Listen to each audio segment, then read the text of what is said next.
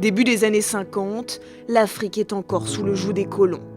Alors que les peuples réclament timidement l'amélioration de leurs conditions, un homme va consacrer sa vie entière à lutter pour l'indépendance et l'unité du Cameroun.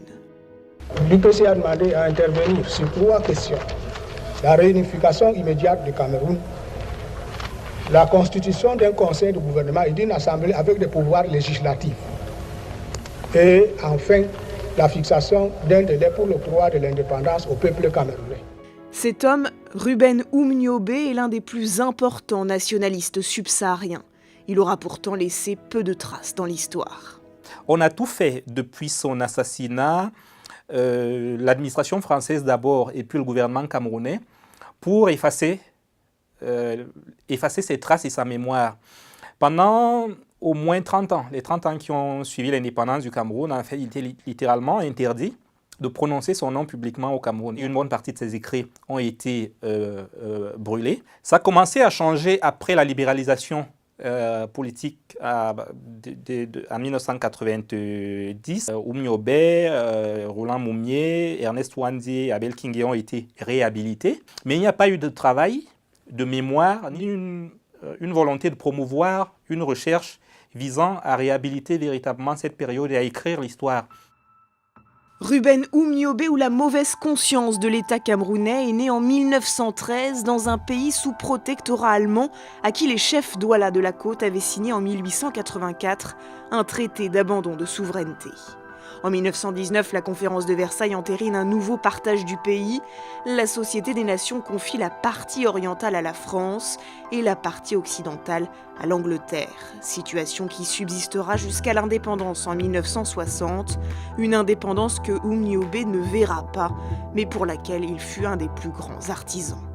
Il rentre à partir de 1944 dans les cercles d'études sociales et syndicales qui avaient été initié par un certain nombre de syndicalistes de la CGT. Il milite de façon très active, il devient d'ailleurs un des leaders camerounais du mouvement syndical et participe ensuite à la création, avec d'autres leaders syndicaux en 1947, du Rassemblement camerounais, le RACAM, qui est en gros, qu'il a toujours considéré lui-même dans ses écrits comme l'ancêtre de l'UPC. Donc au Cameroun, c'est vraiment le syndicalisme qui a donné naissance au mouvement politique et notamment au mouvement de libération nationale. En 1948, à 35 ans, Ruben Oumniobé fonde l'UPC, l'Union des populations du Cameroun, la première organisation politique à revendiquer l'indépendance en Afrique subsaharienne. Le Mpodol, le porte-parole, comme on le surnomme, parcourt le pays. Polyglotte, il maîtrise le français, le bassa, le boulou, le douala, le pidgin. Ruben Oumniobé se fait connaître rapidement pour ses qualités de tribun. Il y a eu un travail de traduction et de politisation de faits. Dans certaines régions, le colonialisme a été décrit dans les catégories ou les mêmes termes que la sorcellerie. L'idée étant d'amener les gens à pouvoir conceptualiser le type de domination auquel ils faisaient face avec des références propres à leur imaginaire, à leur propre imaginaire. Ils ont eu l'intelligence de lier les revendications purement politiques, unification, indépendance et non intégration dans l'Union française, avec des problèmes, des revendications sectorielles concrètes liées aux conditions de vie des agriculteurs dans les villages, dont le cacao était par exemple brûlé lorsqu'il était jugé de très mauvaise qualité. Le programme de l'UPC comprend 2 chapitres.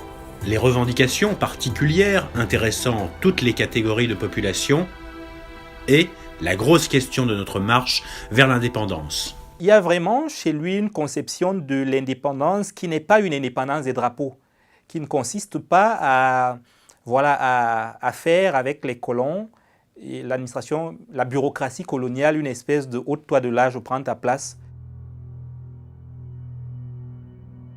Humaniste, Oumniobé est partisan de la non-violence. Les colonialistes ont recours à la violence parce qu'ils n'ont pas d'arguments à nous opposer.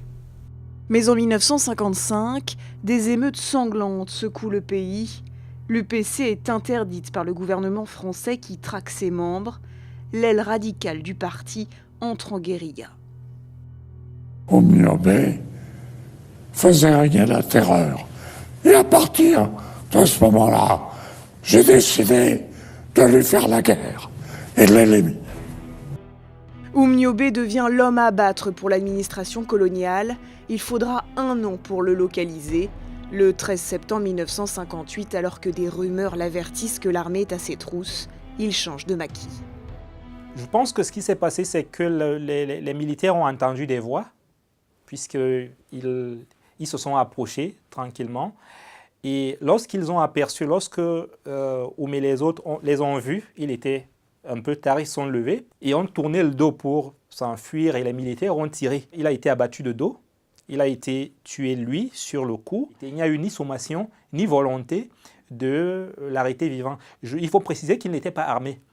Personne dans ce groupe n'était armé. Personne dans le maquis de Oum n'était armé. Ils l'ont traîné après sur plusieurs kilomètres jusqu'au village d'abord de Boumyébel, où ils ont exposé le corps. Donc c'était de l'action psychologique. Le fait de traîner son corps par terre, dans la boue, de le défigurer, de l'humilier, en fait d'humilier même le cadavre, puisque comme il n'avait pas pu l'humilier de son vivant, il fallait humilier le cadavre et d'aller ensuite l'exposer au village. Le symbole disparaît, mais la rébellion continue dans l'ouest du pays jusqu'en 1971. La répression fera des dizaines de milliers de victimes. Le fils d'Oumniobé ne sera autorisé à ériger une stèle à son nom qu'au début des années 2000. Pourtant, le discours du nationaliste, défenseur de la réunification, résonne encore aujourd'hui. Une indépendance sans réunification, à ses yeux, n'était littéralement pas une indépendance. En fait, c'était la matérialisation de l'agression coloniale. Lorsque l'UPC a été interdite, justement, les leaders anglophones ne se sont pas particulièrement préoccupés de ce qui arrivait à ce parti. Ils n'ont pas pleinement pris la mesure de ce que la décapitation et l'élimination de l'UPC signifiaient, y compris pour leur projet, le projet même de réunification des deux Cameroun, qui était hypothéqué à partir du moment où ce parti lui-même était mis hors jeu. En 1960, la France installe Amadou Ahidjo à la tête du pays. 58 ans plus tard, la puissance coloniale estime qu'elle n'a officiellement jamais été en guerre au Cameroun. Ruben Oumniobé sera tombé lors d'une guerre secrète.